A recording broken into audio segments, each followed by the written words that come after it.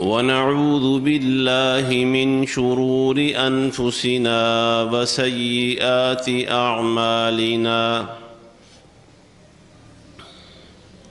من يهده الله فلا مضل له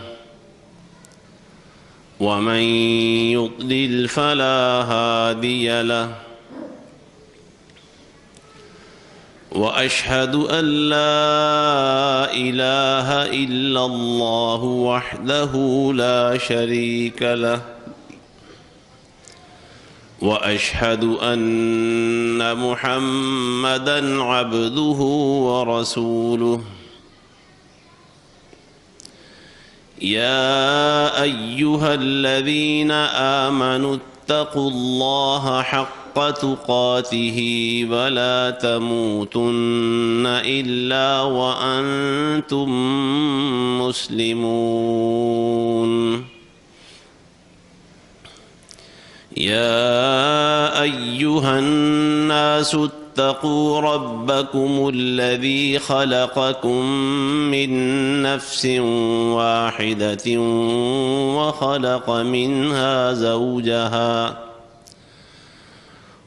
وخلق منها زوجها وبث منهما رجالا كثيرا ونساء واتقوا الله الذي تساءلون به والأرحام إن الله كان عليكم رقيبا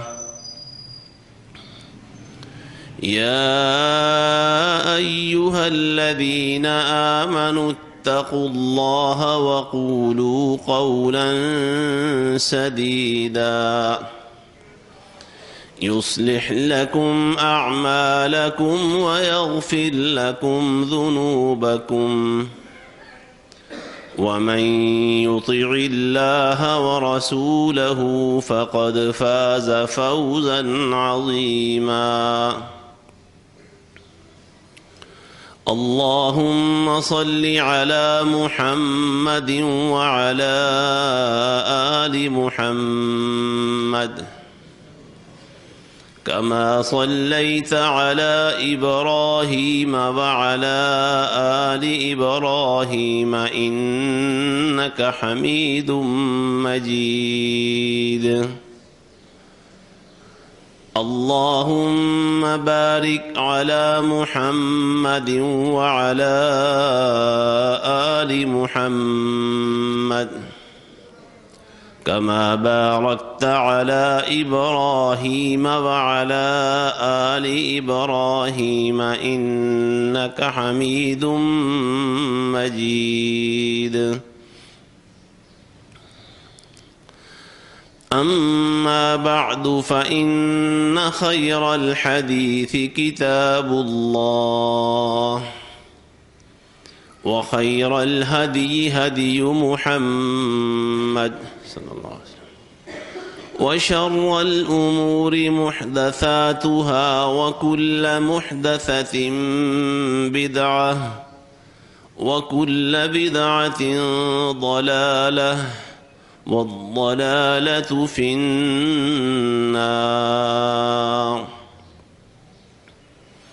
سبحانك لا علم لنا إلا ما علمتنا إنك أنت العليم الحكيم اللهم انفعنا بما علمتنا وعلمنا ما ينفعنا وزدنا علما الحمد لله على كل حال ونعوذ بالله من حال أهل النار رب أعوذ بك من همزات الشياطين وأعوذ بك رب أن يحضرون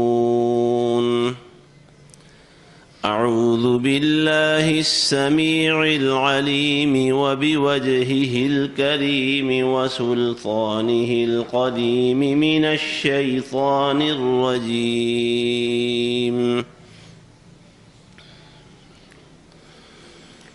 لو أنزلنا هذا القرآن على جبل لرأيته خاشعا متصدعا من خشية الله وتلك الأمثال نضربها للناس لعلهم يتفكرون.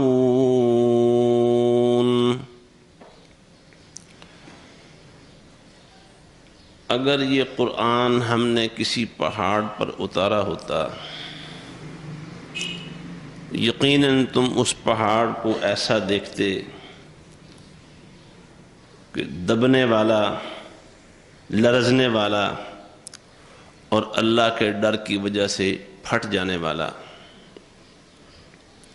اور یہ مثالیں ہم لوگوں کی خاطر بیان کرتے ہیں تاکہ وہ غور و فکر کریں، سمجھیں.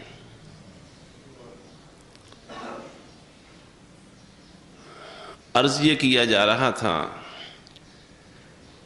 کہ ہم مسلمان لوگ یا ہماری اکثریت،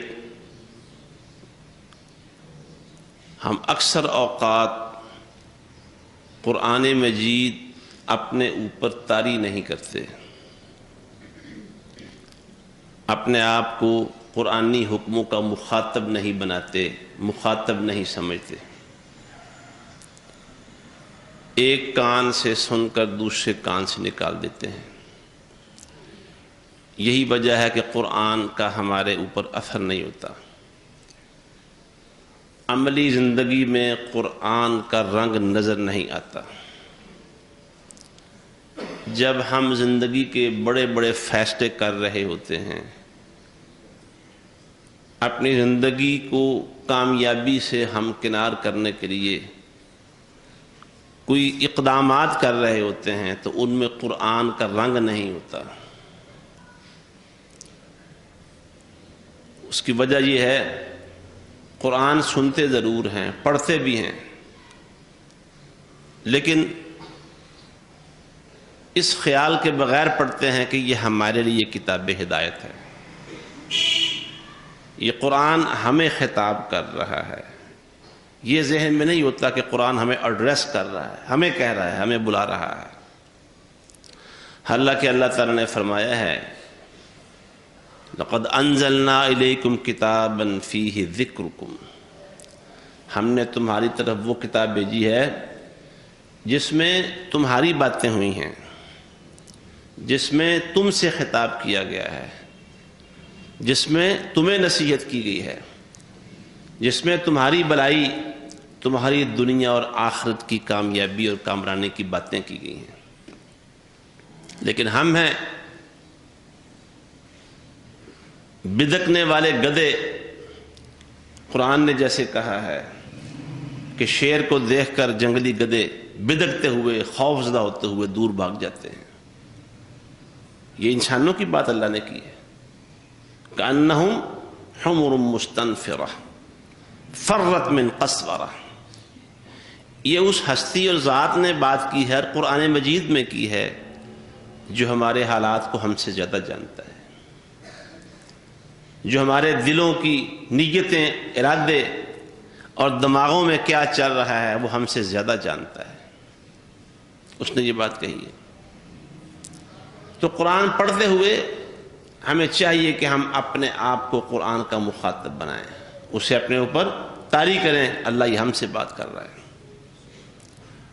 اللہ نے کہا ہے وَاتَّقُوا يَوْمًا تُرْجَعُونَ فِيهِ إِلَى اللَّهِ، اس دن سے ڈر جاؤ جس دن تم سب کو اللہ کی طرف لوٹایا جائے گا. ثُمَّ تُوَفَّى كُلُّ نَفْسٍ مَا كَسَبَتْ، پھر ہر شخص کو جو بھی اس نے کمایا ہوگا اس کا پورا پورا بدلہ دیا جائے گا. وَهُمْ لَا يُظْلَمُونَ، کسی پر کسی قسم کا ظلم نہیں ہوگا. اس آیت سے گزریں تو قیامت کا منظر جو قرآن میں اللہ نے کھینچا ہے، نبی علیہ السلام نے بیان کیا ہے، وہ چشم تصور میں گھوم جانا چاہیے کہ ایک دن ہم سب نے اللہ کے سامنے کھڑے ہونا ہے، پیش ہونا ہے۔ اور ایک مقام پر اللہ نے اس حوالے سے یہ فرمایا، اللہ خود بندوں سے یہ بات پوچھے گا۔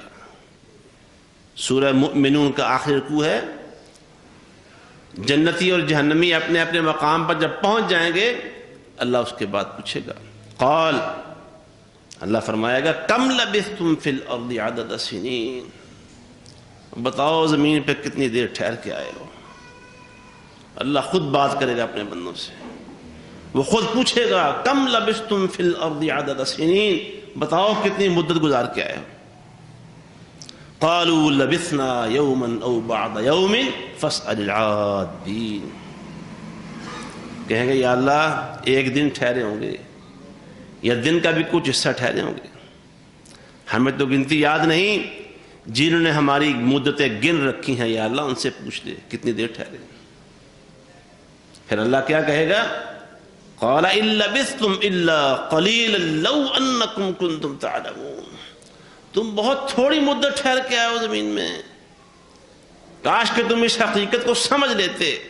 رسول اللہ صلی اللہ علیہ وسلم نے اس دنیا اور آخرت کی مثال دیتے ہوئے جو بات ارشاد فرمائی تھی، اس کا خلاصہ اور مفہوم یہ ہے کہ یہ پوری زندگی، انسانی زندگی، یہ زمین اور اس کے اندر جتنے وقت انسان گزار رہے ہیں، گزار چکے ہیں، گزار رہے ہیں، پھر گزاریں گے قیامت تک، یہ ساری کی ساری قیامت کے مقابلے میں ایسے ہے جیسے سمندر کے مقابلے میں ایک قطرہ ہو۔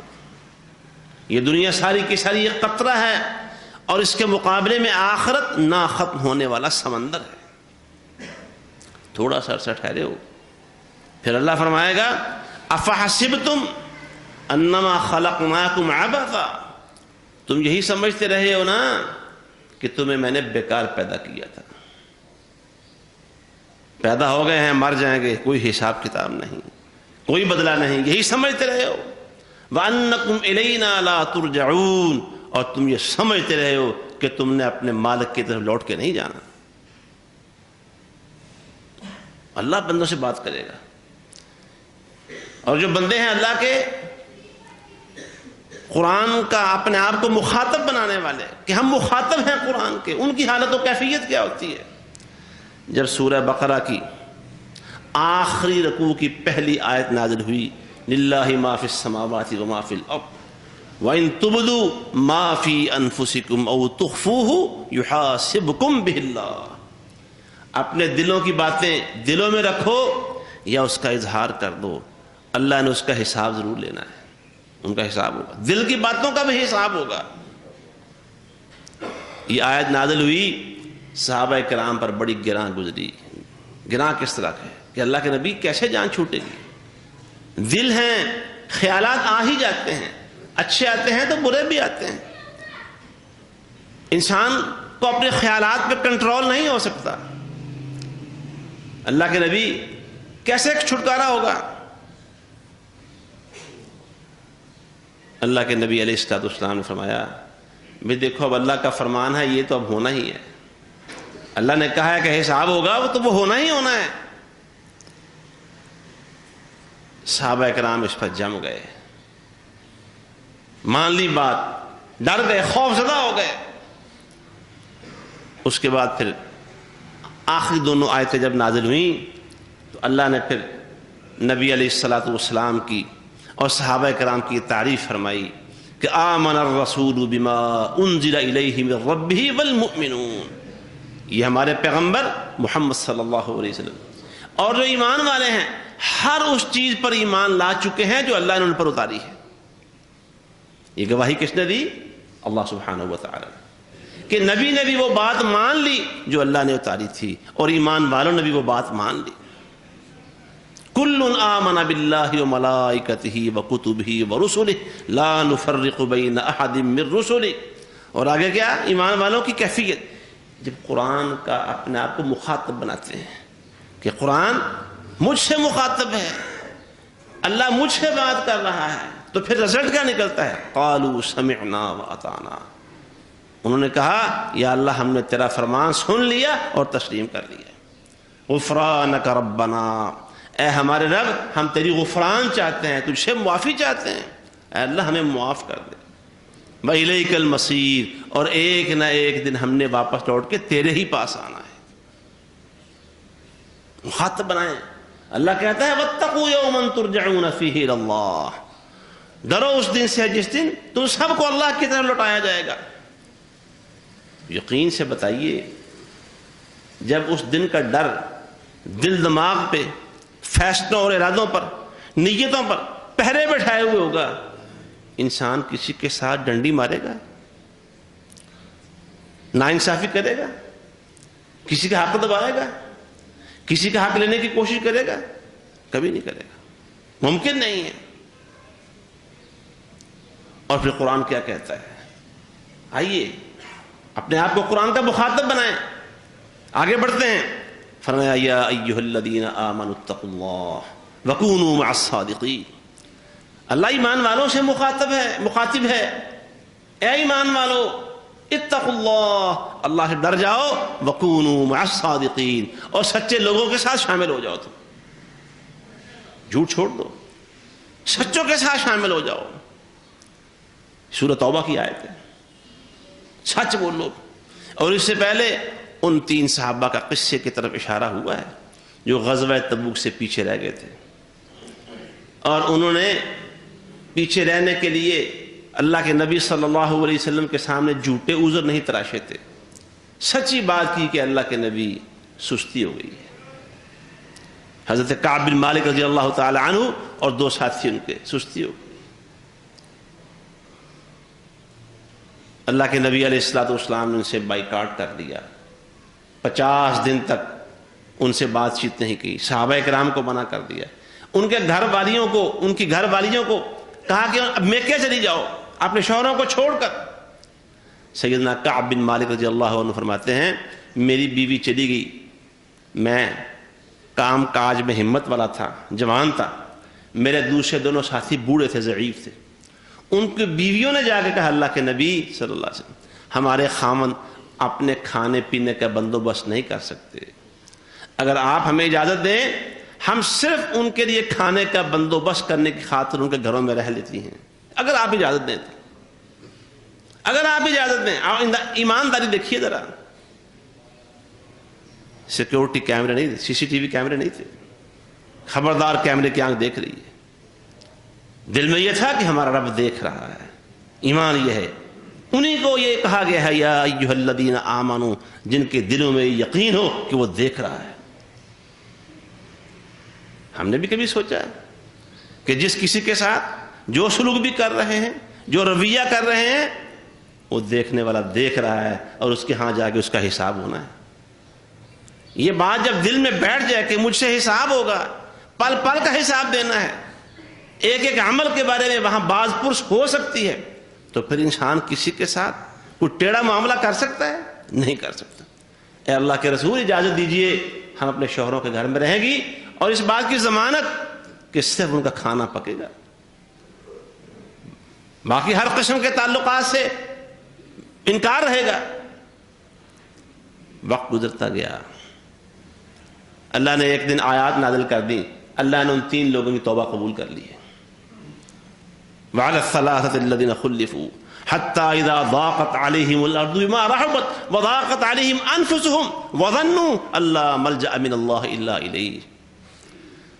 فرمایا اللہ تعالیٰ نے ان کی کیفیت بیان کر دی. زمین اپنی وسعتوں کے باوجود ان کے اوپر تنگ ہو گئی تھی، اور زمین نے کیا تنگ ہونا، ان کے اپنے نفس ان پر تنگ ہو گئے. انہیں تو اپنے نفس بھی انہیں جگہ نہیں دے رہے تھے، نفس بھی جگہ نہیں دے رہے تھے، اور انہیں یہ بات سمجھ میں آ گئی اب اگر کوئی پناہ کی جگہ ہے تو صرف اللہ کے حضور ہے. وَظَنُّوا أَن لَّا مَلْجَأَ مِنَ اللَّهِ إِلَّا إِلَيْهِ. اب جائے پناہ کوئی نہیں ہے سوائے اس کے کہ اللہ ہمیں معاف کر دے اور اللہ کے حضور ہمیں جگہ مل جائے. اللہ نے ان پر نظر کرم فرمائی اور اللہ نے ان کو معاف کر دیا، توبہ قبول کر دی. سیدنا کعب بن مالک کہتے ہیں رضی اللہ عنہ کہ اسلام قبول کرنے کے بعد سچ بولنے کا نفع جتنا مجھے اور میرے ان دو ساتھیوں کو ملا ہے، قیامت تک اتنا نفع کسی اور کو نہیں مل سکتا۔ ہم سچ پر تھے، اللہ نے ہماری توبہ قبول کر کے قرآن بنا دیا ہے، اور یہ قرآن قیامت تک پڑھا جائے گا۔ یہ قصہ بیان کرنے کے بعد اللہ فرماتا ہے یا ایھا الذین آمنوا اتقوا اللہ، اے لوگوں جو ایمان لائے ہو اللہ سے ڈر جاؤ، وکونوا مع الصادقین، اور سچوں کے ساتھ شامل ہو جاؤ۔ ہم بنائیں اپنے آپ کو مخاطب اس کا، سچوں کے ساتھ شامل ہونا ہے، جھوٹ کے قریب نہیں جانا۔ جھوٹ تو نفاق کی اور منافقت کی علامت ہے۔ رسول اللہ صلی اللہ علیہ وآلہ وسلم نے منافقین کی جو چیدہ علامتیں بیان کی ہیں، نمایاں قسم کی علامتیں، ان میں سے ایک یہ ہے اذا حدث کذب، جب بات کرتا ہے تو جھوٹ بولتا ہے۔ باتوں میں جھوٹ بولنا یہ منافق کا کام ہے، مومن کا کام نہیں۔ منافق کہتے تھے رسول اللہ صلی اللہ علیہ وسلم کے پاس اذا جاءک المنافقون، اے نبی جب تمہارے پاس منافق آتے ہیں، قالوا نشہد انک لرسول اللہ، کہتے ہیں اللہ کے نبی ہم گواہی دیتے ہیں کہ آپ واقعی اللہ کے رسول ہیں۔ منافق کیوں جی بتائیے؟ منافق جب پیارے پیغمبر صلی اللہ علیہ وسلم کو یہ کہہ رہے تھے کہ ہم گواہی دیتے ہیں کہ آپ اللہ کے رسول ہیں، کوئی غلط بات نظر آتی ہے اس میں؟ محمد صلی اللہ علیہ وآلہ وسلم کیا اللہ کے رسول نہیں تھے؟ واقعی اللہ کے رسول تھے، سچے رسول ہیں، خاتم النبیین ہیں۔ اللہ نے جواب کہہ دیا واللہ یعلم انک لرسولہ، اللہ جانتا ہے کہ آپ واقعی اللہ کے رسول ہیں۔ واللہ یشہد ان المنافقین لکاذبون، لیکن اللہ اس بات کی گواہی دیتا ہے کہ منافق جھوٹے ہیں۔ جھوٹ کیا ہے؟ وہ رسول اللہ صلی اللہ علیہ وسلم کی نبوت و رسالت پر ایمان نہیں لائے تھے، جھوٹی گواہی جھوٹی دیتے تھے۔ وہ ان کی گواہی زبان کے لوچڑے تک تھی، دل ان کا ساتھ نہیں دیتا تھا۔ اللہ نے فرمایا جھوٹ بولتے ہیں۔ جھوٹ بولنا منافقوں کا کام ہے۔ ہمارے ہاں جھوٹ بولنا ایک اصول بن گیا، زندگی کاروباری اصول بن گیا ہے۔ جھوٹ پر ایمان ہے، سچ پر ایمان ہے، جھوٹ نہ بولے تو بات چلتی نہیں۔ وہ شاید مرزا غالب نے کہا تھا کہ بادہ و ساغر کہے بغیر بات بنتی نہیں۔ لوگ کہتے ہیں جھوٹ نہ بولے کام نہیں چلتا۔ جھوٹ پر ایمان ہے، رب پر ایمان نہیں ہے۔ بے ایمانی پر ایمان ہے، رب پر ایمان نہیں ہے۔ بے ایمانی کو اپنا آسرا اور سہارا بنایا ہے، رب پر توکل نہیں ہے۔ اللہ کہتا ہے کونوا مع الصادقین، سچوں کے ساتھ ہو جاؤ، اپنے آپ کو مخاطب بنائے اس کا۔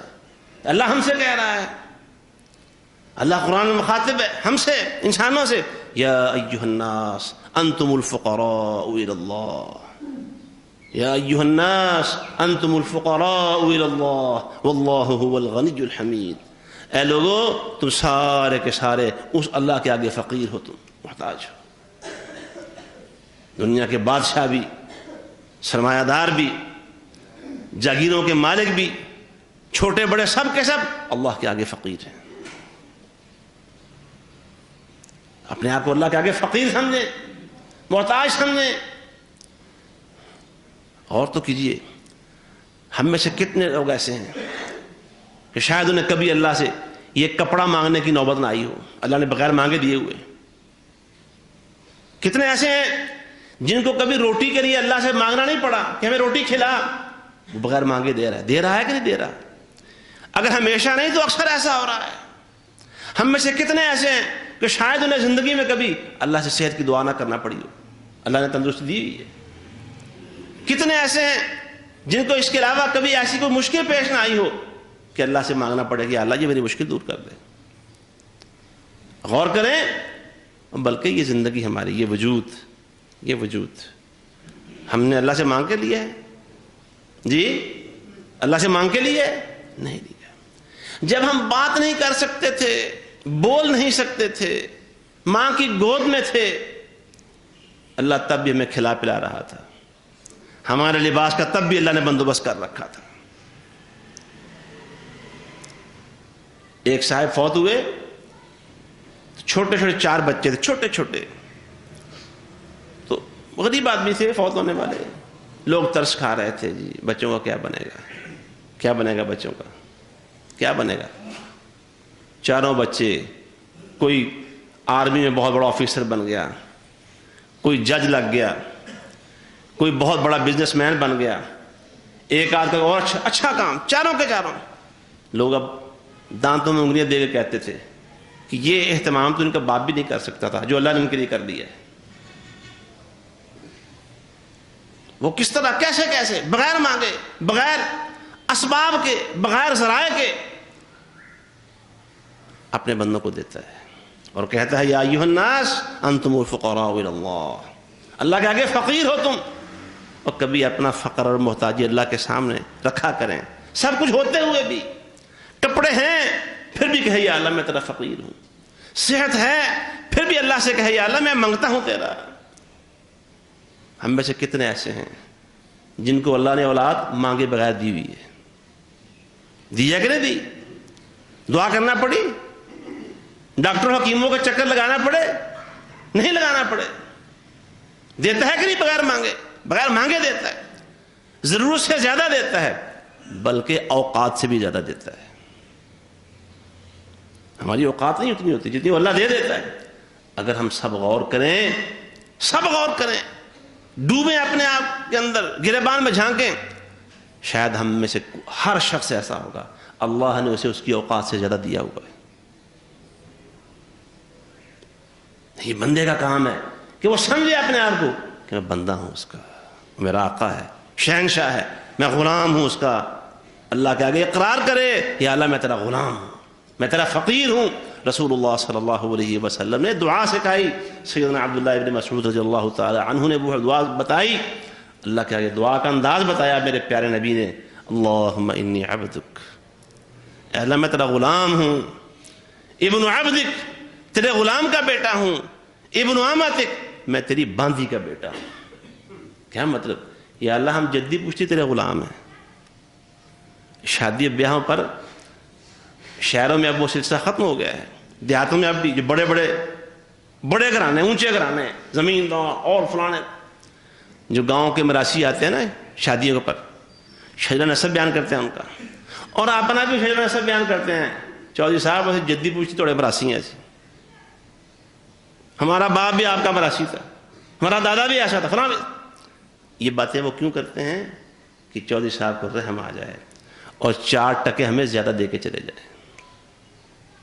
اور دنیا کا چودھری صاحب، سیٹھ صاحب، میاں صاحب، رانا صاحب، فلاں صاحب، فلاں، دنیا کے چند ٹکوں والا بندہ، اور جو شہنشاہ ہے ساری کائنات کا، ہم اس کے غلام نہیں ہیں؟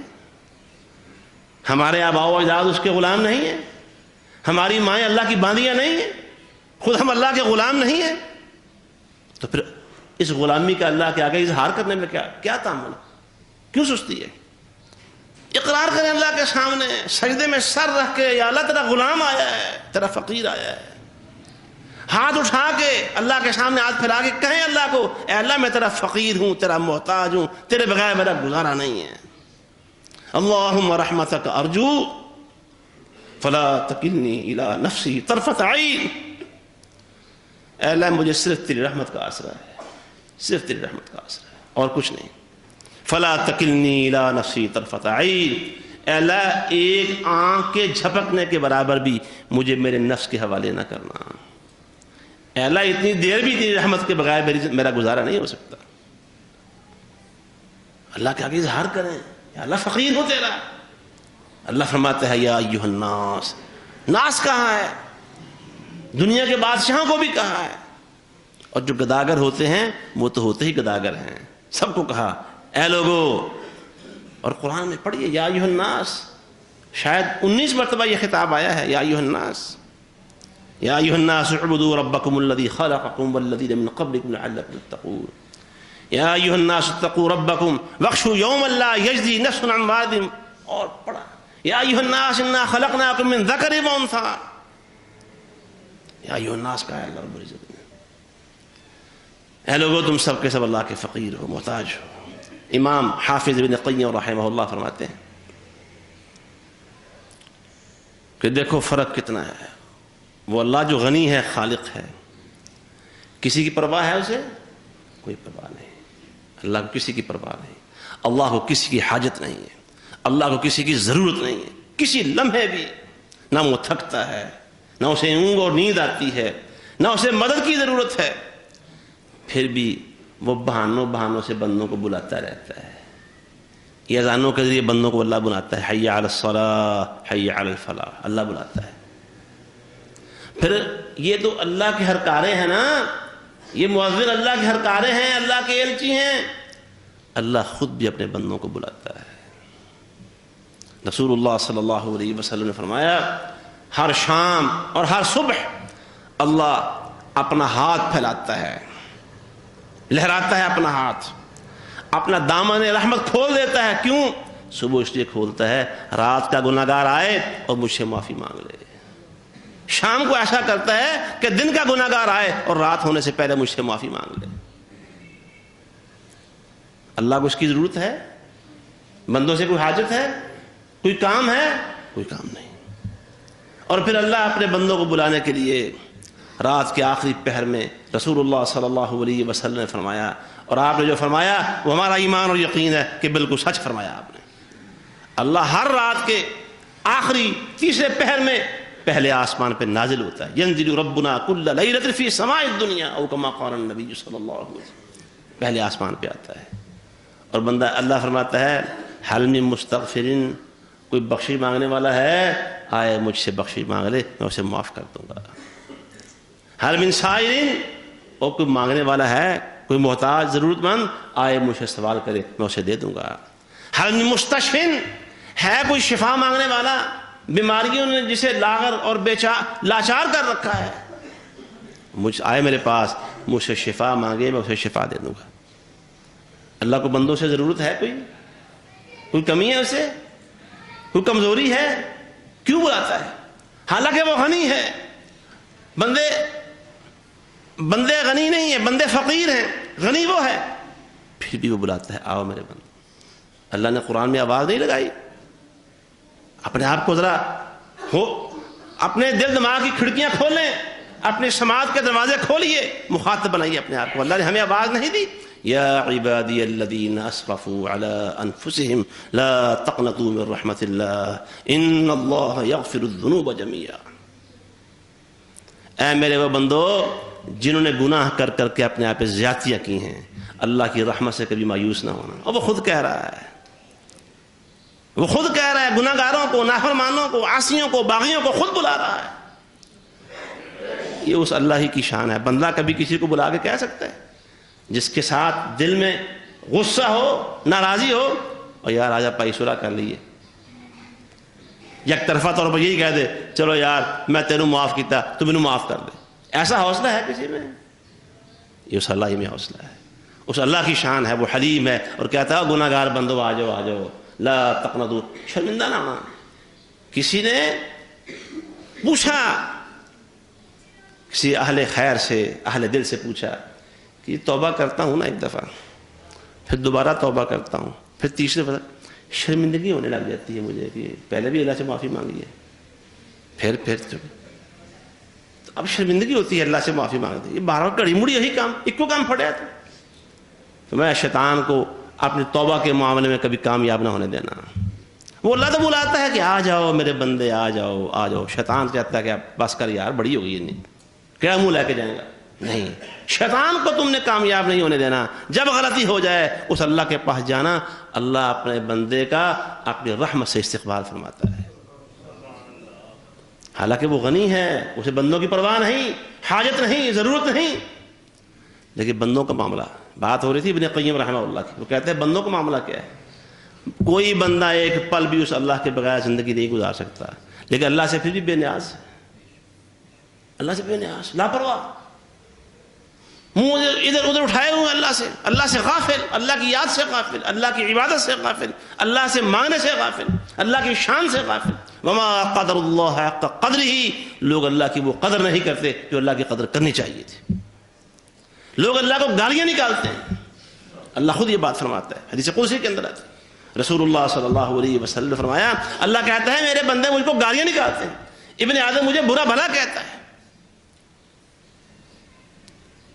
جب بندہ کہتا ہے کہ اللہ کا بیٹا، اللہ کے بیٹے اولاد کا عقیدہ، یہ اللہ کو گالی ہے. یہ کہنا کہ ہمیں بارش ملی ہے فلاں فلاں ذریعے سے، ستارے گردش میں آ گئے، یہ اللہ کو برا بھلا کہنا ہے. زمانہ برا ہو گیا، زمانہ ایسا اور ویسا ہو گیا، یہ اللہ کو برا بھلا کہنا ہے؟ لوگ اللہ کو گالیاں دیتے ہیں، لوگ اللہ کو برا بھلا کہتے ہیں، لوگ اللہ کے شریک بناتے ہیں. اس اللہ کا حوصلہ دیکھیے، برداشت کیے ہوئے. حالانکہ وہ چاہے ایک لمحے کے اندر اللہ قرآن، یہی آیت جو سورہ فاطر کی میں نے پڑھی ہے، اللہ کرے ہم اپنے آپ کو قرآن کا مخاطب بنا لیں، اللہ کرے قرآن اپنے اوپر طاری کرنا شروع کر دیں. علامہ نے بڑی اچھی بات کہی ہے کہ گرا کشا ہو نہیں سکتا، نہ راضی نہ کشاف نہ ہو جب تک تیرے دل پہ نزول قرآن. تفسیریں کون لوگ پوچھتے ہیں کون سی تفسیر اچھی ہے؟ فلاں پڑھ لیں، ابن کثیر پڑھ لیں جی، اشرف الواشی پڑھ لیں، حافظ عبدالسلام بھٹوی صاحب کا پڑھ لیں جی، مولانا جنا گڑھی والا ترجمہ لے لیں جی، فلاں پڑھ لیں. وہ کہتا ہے کسی تفسیر سے قرآن سمجھ میں نہیں آ سکتا، قرآن کی گرہیں نہیں کھل سکتی. امام راضی کی تفسیر کبیر پڑھ لو، انہوں نے بڑے عقدے حل کیے ہیں، بڑی گرہیں کھولی ہیں. امام کشاف کی تفسیر کشاف پڑھ لو، بڑے عقدے کھولے ہیں، لیکن قرآن کی گرہیں تم پر نہیں کھلیں گی جب تک یہ قرآن اپنے دل پہ نہیں اتارو گے، جب قرآن کے لیے اپنا سینہ نہیں کھولو گے، قرآن کے لیے اپنی آنکھیں نہیں کھولو گے، قرآن کے لیے اپنا دماغ نہیں کھولو گے. ہمارے شیخ محترم فضیلت الاستاد مولانا عبدالرشید مجاہد آبادی حفظہ اللہ اپنے خطاب میں کئی دفعہ بڑے ترانگے سے کہتے ہیں، او برا آنکھاں کھول قرآن حدیث دا سرما پاؤن دے وچ. جب تک آنکھیں خود نہیں کھولیں گے قرآن کے لیے، دل نہیں کھولیں گے، دماغ نہیں کھولیں گے، قرآن کا اثر نہیں ہوگا. ورنہ قرآن ایسا ہے، اللہ فرماتا ہے کسی پہاڑ پہ اتارا ہوتا نا تو دیکھتے پہاڑ کی کیفیت کیا ہوتی ہے.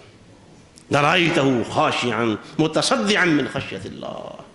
اللہ کے ڈر کی وجہ سے لرزتے لرزتے بالآخر پھٹ جاتا. وہ انسان نہیں پھٹ رہا، انسان اپنے آپ کو مخاطب نہیں کر رہا، انسان لاپرواہ ہے اس سے. انسان فرمایا بندہ جو ہر لمحے اللہ کا محتاج ہے، ہر لمحے اللہ کا فقیر ہے.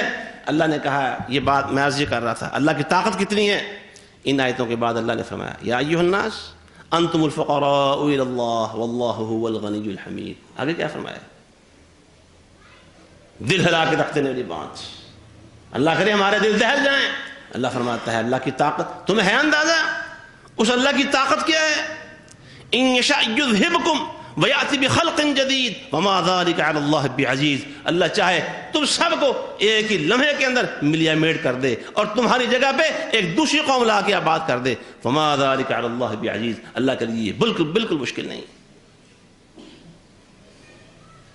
اللہ کو کیا پرواہ ہے ہم کتنے عبادت گزار ہیں، ہاں کوئی کتنا گناہگار ہے، اللہ کو کسی کی پرواہ نہیں. اس لیے عزیزو محترم حضرات اور خواتین، بس عرض یہ ہے کہ اللہ ہمیں توفیق دے دے ہم اپنے آپ کو قرآن کا مخاطب بنا لیں. قرآن ایسا نہ ہو کہ رسول اللہ صلی اللہ علیہ وسلم نے فرمایا کتنے لوگ ایسے ہیں قرآن پڑھتے ہیں، قرآن ان کے اندر سے ویسے گزر جاتا ہے یا وہ قرآن کے اندر سے ایسے گزر جاتے ہیں جیسے بڑی قوت کے ساتھ کوئی شکاری اپنا تیر پھینکتا ہے کسی شکار کے اوپر اور وہ بڑی زور کے ساتھ قوت کے ساتھ جاتا ہے اور وہ اس کے جسم سے آر پار نکل جاتا ہے. جب وہ تیر آر پار نکلتا ہے اس کے اوپر اس کے خون کا کوئی نشان نہیں ہوتا. ادھر سے داخل ہوا تیر اور دوسری طرف سے باہر نکل گیا، اس کے خون کا کوئی نشان اس تیر کے اوپر باقی نہیں بچے گا. بڑے لوگ قرآن کے ساتھ ان کا معاملہ ایسا ہے، وہ قرآن کے اندر سے نکلتے ہیں خالی ہوتے ہیں، قرآن ان کے اندر سے نکل جاتا ہے ان کے اوپر کوئی اثر نہیں ہوتا. اللہ ہمیں ایسے بد نصیب لوگوں میں شامل نہ فرمائے. ہم ایسے لوگ ہوں کہ قرآن نے جن کے بارے میں کہا ہے تقشعر منہ جلود الذین یخشون ربہم، جن کے دل اس رب سے ڈرتے ہیں جب وہ قرآن سنتے اور پڑھتے ہیں ان کے رونگٹے کھڑے ہو جاتے ہیں. وآخر دعوانا ان الحمد للہ رب العالمین.